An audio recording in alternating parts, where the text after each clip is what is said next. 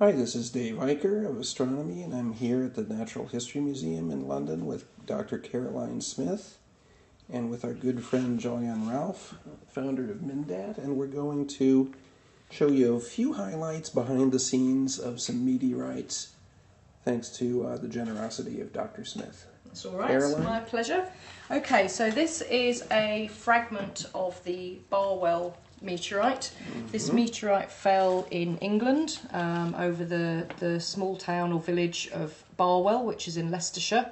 It's quite a nice sample because it shows a couple of different things. So this is the outer surface of the meteorite. You can see it's very, very black. This is what we call the fusion crust. This is where the meteorite, as it's come through the Earth's atmosphere, the rock has actually got so hot on that surface, it's actually melted and formed a natural rock glass. So this black, sort of smooth surface we call the fusion crust. But you can see inside, this is the real colour of the meteorite. You can see it's a sort of concrete grey. Now you can see there's some orange patches. Those are little patches of rust. This meteorite is called an ordinary chondrite. It is the most common type of meteorites that we have on Earth. About 80 to 90% of all of the meteorites on Earth are of this type, and they contain little flecks of iron, nickel, metal. And in fact, if I move it round, I don't know, you might just be able to catch little tiny sparkles, and that's actually the iron, nickel, metal grains actually catching the light. So as I said, this is a really quite an ordinary type of meteorite. It's called an ordinary chondrite. And we think that these meteorites are some of the first types of meteorites to form in our solar system. These are fairly primitive meteorites. Now what's interesting about this is a very famous specimen. We call this the Barwell pebble specimen, because if I turn it over, you can see on this cut faces these large pebbles which look quite different from the surrounding meteorite. Now, when this meteorite was sampled in the 1980s, a former colleague of mine, Dr. Robert Hutchison, noticed these pebbles and thought, that's very strange, they don't look like they should be in there. So he studied them, and he actually found out that these pebbles have the chemistry and the mineralogy of objects that have been melted and actually have undergone geological processing.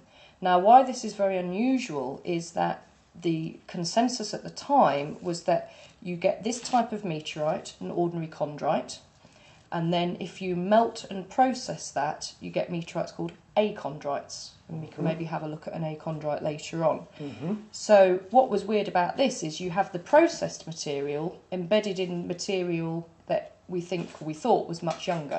So these two things shouldn't be in the same place. A peculiar marriage. So a peculiar marriage. So this actually was the first sort of, a big paradigm shift in our thinking of when things were happening in the solar system and where things were happening in the solar system was discovered using this meteorite, which fell in England in in fact it was Christmas Eve 1965, so we call it the Christmas meteorite. Has actually created a huge area of sort of new study to try and work out how you get this processed material into stuff that you think is the unprocessed material. So it's a very interesting area, and again one of those rather sort of fortuitous findings. Actually, nobody knew these things were in there. It was just a case of luck finding them, in the piece that was cut. So, what's that?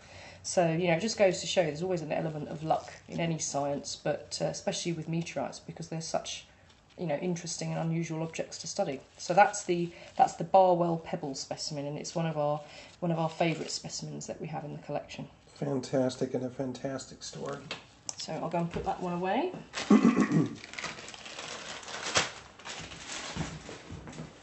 And we're not going to show you the cabinetry here, viewers, so Caroline is going to come back with another meteorite here in a moment.